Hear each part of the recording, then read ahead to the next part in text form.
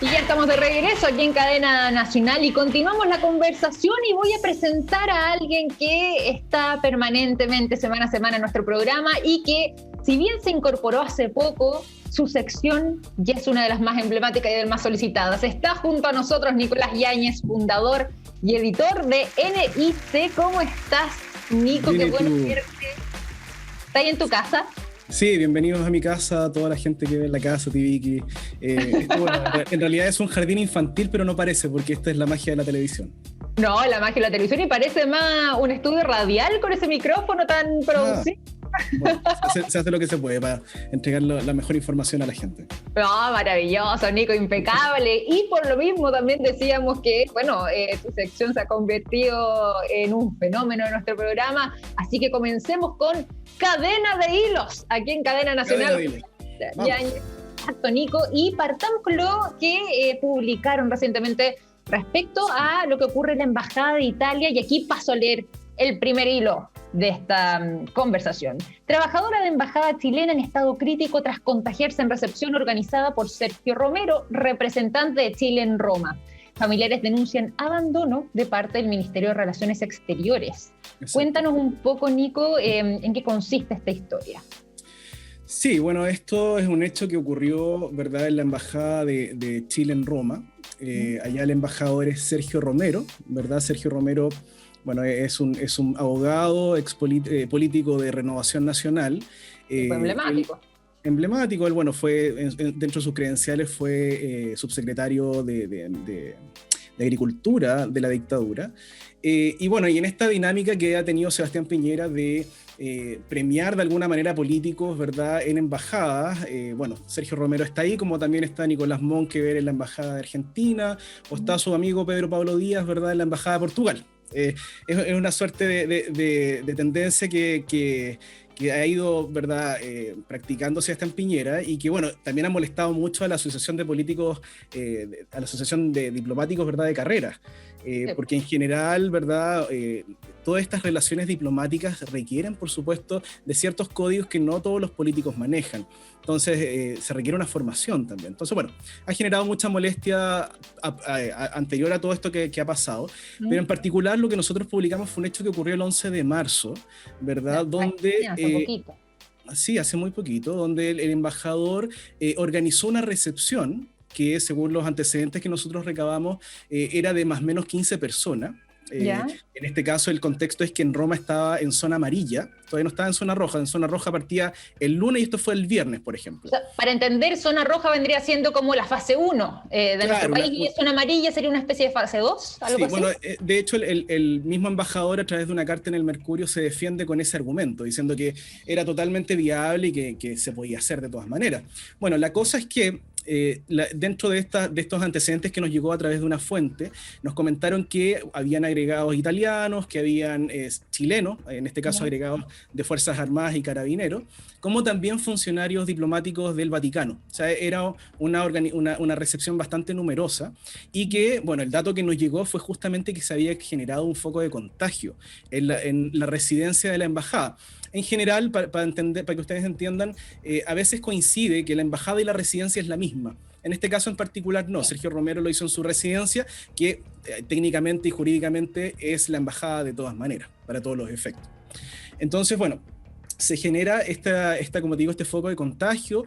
Los antecedentes que nos llegaron fue que al menos había una persona de gravedad, no nos dieron mayores antecedentes, y posterior a esto que nosotros publicamos lo toma la segunda, ¿verdad? La embajada reconoce que justamente ocurrió esta recepción, pero le baja el pelo. O sea, aquí se contagió a alguien, de hecho ellos hablan de un mozo, que un mozo se contagió, presentó síntomas, contagió a 2 personas, y la verdad es que no pasó a mayores. Hasta ahí quedó la noticia, lo recogió, como te digo, la segunda, el mostrador.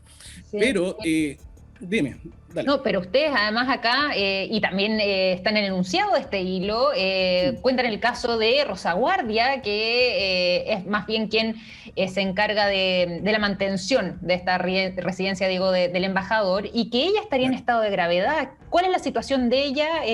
¿Se contagia además en esta misma recepción o es un caso previo? Cuéntanos tú un poco eso. Claro, bueno, nosotros hablamos con los familiares de Rosa Guardia. Ella es de nacionalidad peruana, ¿Ya? trabaja desde el año 2008 en la embajada, por lo tanto ha pasado por casi todos los gobiernos, digamos, de la Concertación y de Piñera.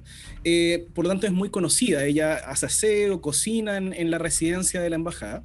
Y por los antecedentes que nosotros pudimos recabar de las hermanas de Rosa, que es Vilma y Carmen Guardia, ellas nos comentan que no han tenido mayor información de su hermana en términos de su estado de salud. Solamente les ha reportado un colega de Rosa, ¿verdad? Que trabaja también en la embajada y ¿Ya? que hablan incluso de un coma respiratorio que se encontraría ella. Lo que es bastante grave. Nosotros pudimos acceder a conversaciones, que nosotros lo publicamos ahí en el hilo, a conversaciones de WhatsApp entre las hermanas, ¿verdad? Donde ella ¿Ya? iba reportando todo el proceso. Ella comenta, de hecho ustedes lo pueden mostrar ahí, en las primeras conversaciones de WhatsApp, que en definitiva ella decía, oye, el embajador organizó una fiesta o una recepción para 15 personas y me contagié ahí. Y bueno, y ahí uno va viendo las fechas, 14 de marzo, 21 de marzo, y ya ella empieza a presentar fiebre, síntomas, ¿verdad? Hasta que, bueno, ya manda una foto donde comenta que está con taquicardia, que está con falta de oxígeno y que la tienen que llevar a internar al hospital, ¿verdad? Claro, está en el Policlínico Humberto I, allá en Roma, y vemos En esas Roma. imágenes. ¿Hasta cuándo la familia mantiene el contacto con ella? Y si es que se ha comunicado también la embajada, porque tú decías, bueno, al parecer está con coma inducido, o sea, permanece en un estado que debiese ser a lo menos crítico o Sí, grave. hasta la fecha que nosotros publicamos no habían tenido ninguna información ni del Ministerio de Relaciones Exteriores, que ahí, bueno, lidera Ah, Andrés Alamán, ni tampoco de la Embajada. A propósito de la publicación de nuestro reportaje, nos comentan que sí, el Ministerio se comunicó con ellos. ¿ya? Ahí no recuerdo si la Embajada o el Ministerio en particular, y que les comentaron que le iban a empezar a informar el estado de salud ya de manera más permanente, tener un canal de comunicación. A mi juicio, bastante poco proactivo. Nosotros hablamos con el área de comunicaciones del Ministerio de Relaciones Exteriores cuando hicimos la publicación ¿Ya? y ellos quedaron de comentarnos que si tenían algún antecedente, pero al final de la nota no alcanzaron a comentar nada. O sea, eso te habla también de una falta de proactividad en relación a la gente que trabaja con ellos, digamos. Sí, pues bueno, y ahí quería preguntarte también, estábamos revisando el caso de Rosa, tú mencionabas también un mayordomo, ¿cuántas serían las personas contagiadas después de esta recepción? Sí. ¿Y qué dicen además también? Bueno, tú ahí dabas cuenta, el ministerio algo ahí ya se movió, pero no ha sido tanto, pero ¿qué pasa ahí también con los mismos diplomáticos de carrera y también, bueno, la respuesta oficial del Ministerio Sí, de Relaciones Exteriores, como lo estamos viendo en este tuit? a la fecha no hemos tenido, como te digo, pronunciamiento ni del Ministerio de Relaciones Exteriores ni tampoco de la Embajada, fuera de los comentarios a la segunda que hicieron en la Embajada. Bueno, como te digo, esperamos nosotros a través de la familia de Rosa Guardia tener más antecedentes de la salud de ella actualmente, porque como te comento y lo que nos ha llegado como información está muy grave, está muy crítica en términos de salud. Hoy qué complejo lo que Muy está complejo. pasando además esa familia. Y nuevos casos, a ver si podíamos resolver esa duda. ¿Más casos después de esta recepción? Entonces, Solo nos comentaron, bueno, el mismo embajador se contagió de COVID, él lo reconoce, algunos funcionarios también se contagiaron, pero de gravedad y de la información que nos ha llegado, solamente Rosa Guardia, que, bueno, como te digo, es una persona que además, si tú revisas en el mismo reportaje que nosotros publicamos, trabajó 4 días posterior al contagio. Trabajó en la misma residencia cocinando en la uy, embajada de Roma en Italia, de Chile en Roma. Entonces es una situación bastante compleja. Esperamos una respuesta, como te digo, del Ministerio de Relaciones Exteriores, en particular de Andrés Alamán. Y bueno, es una noticia en desarrollo, como te comento, porque la salud de Rosa es bastante crítica.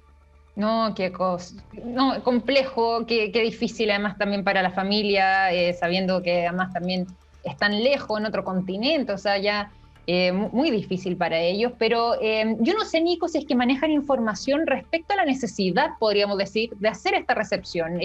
¿Tenía algún propósito muy estratégico? ¿No había cómo evadirlo y por eso mismo se realiza? Porque más Claro. allá de que hayan estado en fase amarilla o una especie de fase 2 para nosotros, de todas formas uno se cuestiona si estos son los tiempos para hacer esa Sí. clase de recepciones. Sí, como te comento, habían agregados chilenos de las Fuerzas Armadas y Carabineros. Ahí la Asociación de Políticos de Carrera mandó una carta a la embajada solicitando, perdón, al ministerio solicitando un sumario administrativo para dilucidar justamente cuál fue el propósito de esta recepción y se justificaba. Nosotros revisamos un poco los antecedentes en Italia de cuáles son las medidas que hay que tomar en la zona amarilla, que es la zona en que estaba en ese momento Roma, y la verdad es que, por lo menos en las recomendaciones del gobierno italiano, hablan de que idealmente todas las recepciones y reuniones debían ser de manera telemática. O sea, de alguna manera te invitaba a que si había una situación muy excepcional, se juntaran, pero también con un aforo razonable. 15 personas, como lo comenta la misma Rosa a través de las conversaciones por WhatsApp, me parece que es desproporcionado y no atiende a la urgencia, ¿verdad? Y a la emergencia pandémica que estamos viviendo hoy día. ¿Te parece si continuamos con nuestra cadena de hilos aquí en Cadena Nacional junto a Nico Yáñez y pasamos al siguiente tema y particularmente un reportaje que traen ustedes y que dice lo siguiente: partidas de ajedrez desde el Ministerio de Justicia, reuniones fantasmas y proyectos reservados sobre víctimas de violaciones a derechos humanos. Los registros de Zoom del gobierno de Sebastián Piñera. ¿De qué se trata todo esto? ¿Qué rol juega aquí Transparencia también para acceder a esta información? ¿Y cuál sería su gravedad, Nico? Sí, interesante tema. Bueno, este es un trabajo periodístico de La Pública, que es un medio que se dedica en particular a su trabajo periodístico, radica en que ellos solicitan información permanentemente a Transparencia, a través de la ley de transparencia, y pueden acceder a información, ¿verdad?, que generalmente la administración del Estado no entrega. ¿Te fijas? Ellos hace muy poco tiempo solicitaron a Transparencia, por ejemplo, todo lo que se refiere a las cámaras GoPro de Carabineros durante el estallido social. Entonces ellos actualmente, si ustedes ingresan a la página de La Pública, pueden acceder a todos los registros audiovisuales de Carabineros durante ese periodo y analizar justamente cuáles fueron los movimientos tácticos, logísticos de Carabineros. Este medio es bastante bueno. Nosotros le pusimos el ojo y empezamos a colaborar con ellos porque nos parece muy interesante. Este es un trabajo de Paulette Desormeaux, que es su apellido muy raro, y Catalina Gaete, que son periodistas bastante destacadas. Y por supuesto, como les comento, este trabajo nos llamó mucho la atención porque, bueno, a partir de la pandemia, ¿verdad? Cerca de 200 organismos públicos solicitaron licencias de Zoom. ¿Ya? Para poder tener conversaciones y reuniones que evidentemente por la pandemia no se podían hacer de manera física. Entonces, en este caso, ellas solicitaron, como dijeron, bueno, la ley de transparencia le permite a cualquier ciudadano poder acceder a la información que se crea a través de presupuesto público.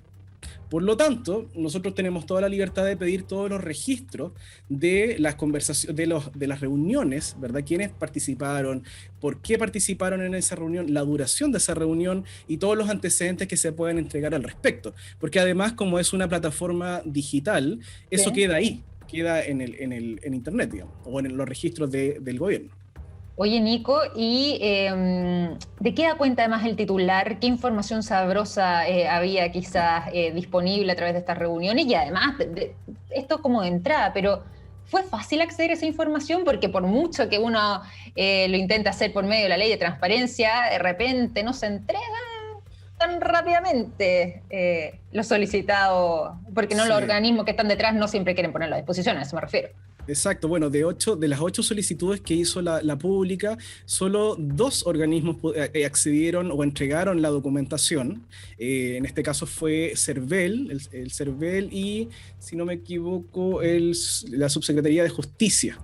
Fueron los únicos que entregaron de las 8, pero bueno, la Pública no se quedó ahí, solicitó a través de amparo y, bueno, 3 organismos más entregaron información. Entonces ellos pudieron, con ese universo de datos, poder empezar a revisar.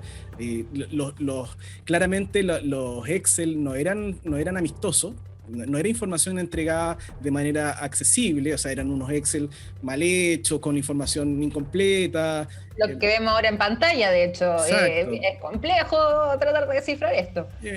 Es una verdadera lata. Pero, binario, pero bueno, ellos hicieron... hicieron un trabajo bastante interesante. Y como te comento, bueno, ahí hay unos datos sabrosos que ellos subieron, que por ejemplo, hay un funcionario que hoy día es un exfuncionario de la Subsecretaría de Justicia, que jugó 4 veces ajedrez, ¿verdad? Ahí aparece de hecho, le puso ahí en el Excel ajedrez a la reunión, que si uno revisa sus redes sociales después del funcionario es bastante, no sé, fanático del juego. Él juega con Morovich. Pero esto lo hace en horario de trabajo, a través de la plataforma que o sea, en el fondo es pagado por todos los chilenos, podríamos decir. Eso es lo grave, o sea, él jugó, ¿verdad?, en 4 oportunidades ajedrez con dineros públicos, con la licencia de Zoom, y es justamente lo que estamos comentando acá.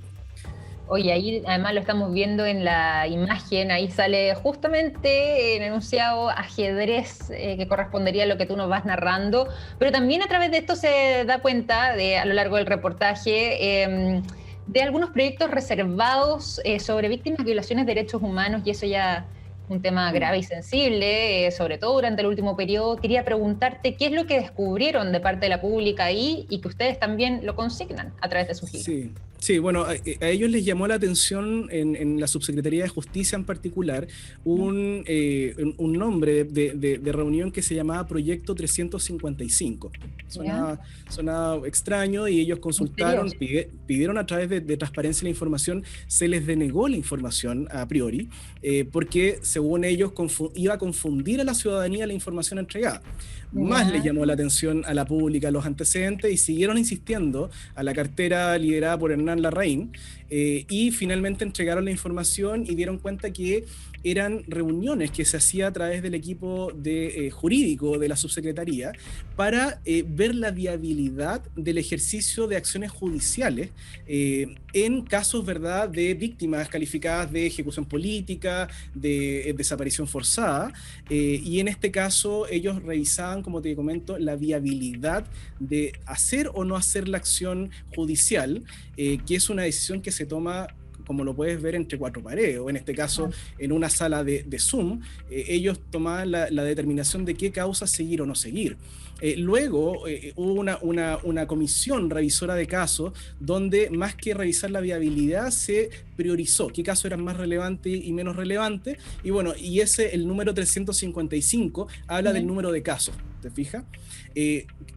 Claramente a mí me parece de la mayor de la gravedad este hecho. Organizaciones de derechos humanos, la pública hizo las consultas y no tenían idea de esto, que algunos funcionarios, en este caso abogados de la Subsecretaría de Derechos Humanos, tomen una determinación así sin revestir de transparencia y de conocimiento a la ciudadanía de lo que se está haciendo en materia de derechos humanos.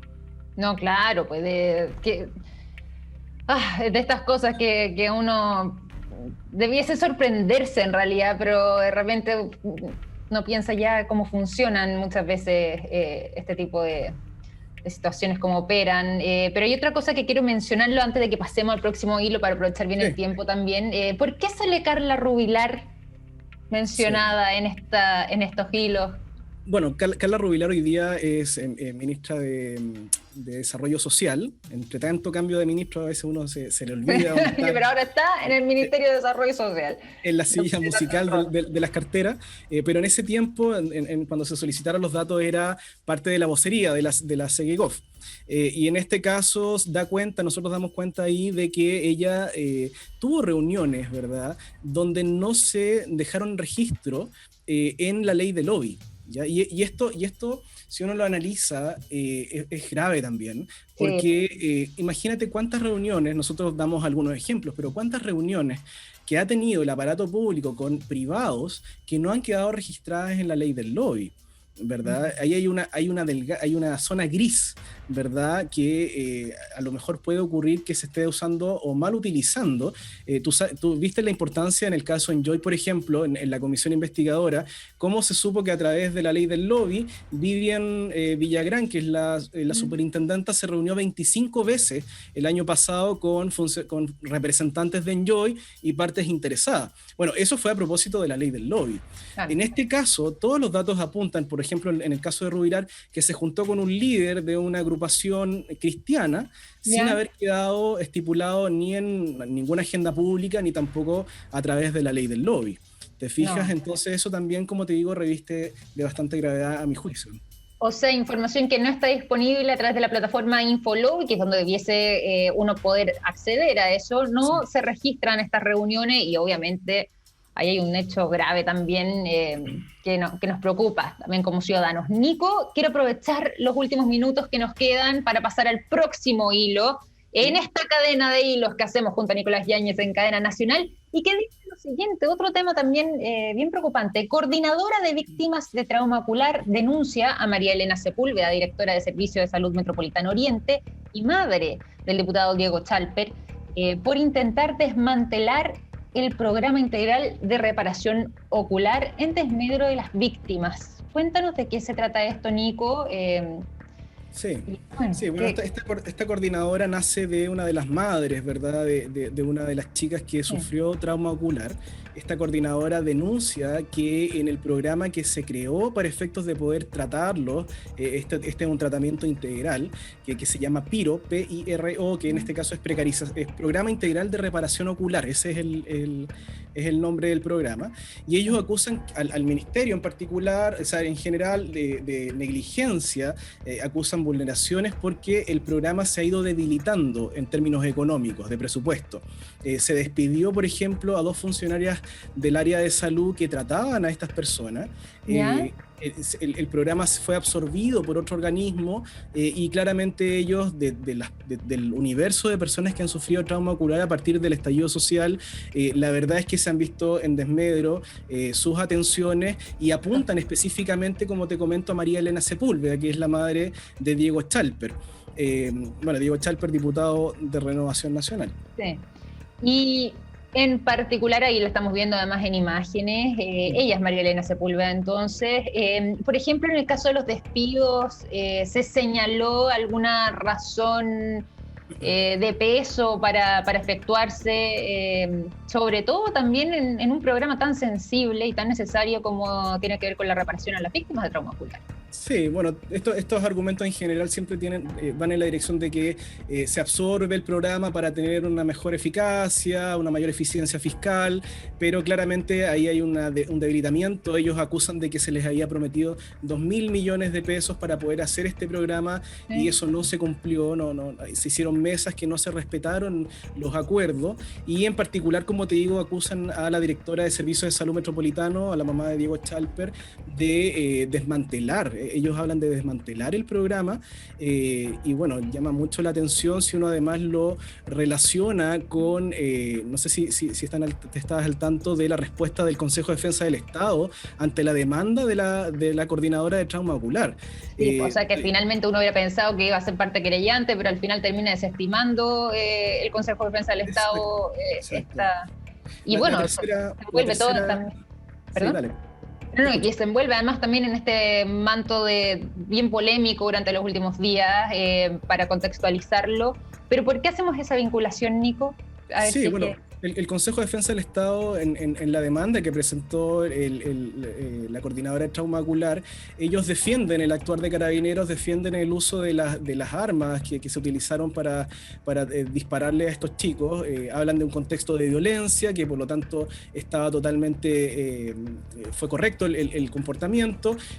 De hecho, rechazan la idea de que Carabineros como institución pida disculpas públicas, ¿verdad? E incluso demandan con costas.